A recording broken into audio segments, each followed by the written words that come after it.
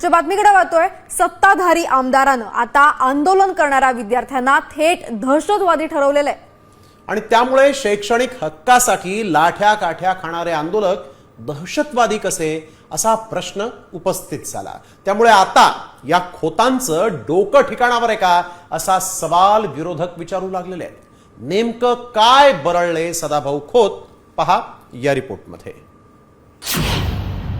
दिल्लीतील आंदोलक आतंकवादी,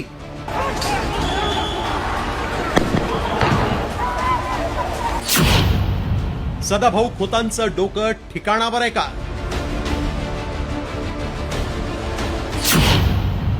खोतांनी विद्यार्थ्यांना ठरवलं दहशतवादी।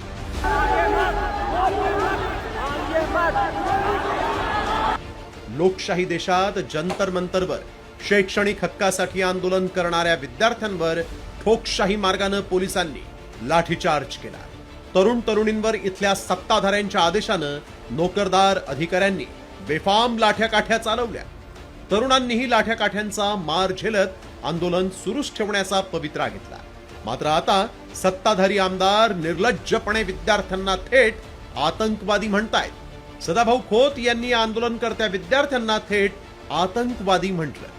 खोत इतकंच बोलून थांबलेले नाही तर देशात नरेंद्र, राज्यात देवेंद्र आणि शिक्षण मंत्री म्हणून धर्मेंद्रच राहणार असं या खोतांनी ठासून सांगितलं। महाराष्ट्रात देवेंद्र, केंद्रात नरेंद्र आणि शिक्षण खात्यात धर्मेंद्र, अजिबात बदल शिक्षण खात्याच्या मंत्र्याच्या मध्ये करू नये। कारण या आतंकवादांना लोकशाहीच्या मार्गानं निश्चितपणानं सरकारनं उत्तर द्यावं, जशास तसं उत्तर द्यावं। कारण हा देश प्रगतीपथाच्या दिशेनं जात आहे। त्या अप्रत्य आत्म्यांना हे सहन होत नाही। दरम्यान सदाभाऊ खोतांनी आंदोलन करणाऱ्या विद्यार्थ्यांना दहशतवाद्यांची उपमा दिल्यानं विरोधक चांगलेच आक्रमक झाले।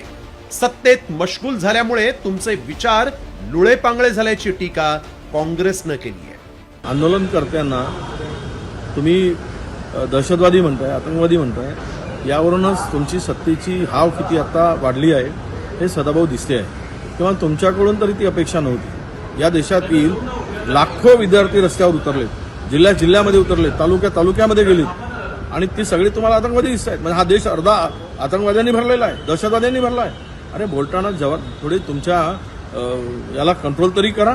पण सत्तेची हाव आणि सत्तेमध्ये मिळून तुम्हाला इतके तुम्ही विचार तुमचे लोळे आणि पांगळे झाले असतील याची कल्पना नव्हती आम्हाला। हे सगळे दहशतवादी आहेत जे उतरले ते। मग तुम्ही चुका केल्यावर तुम्हाला प्रश्न विचारणारे सगळे दहशतवादी आहेत। पुरावे द्या, आम्हाला पुरावे पाहिजे। दहशतवादी तर आमच्या आजूबाजूला टेररिस्ट चालतात, आम्हाला पुरावे पाहिजेत।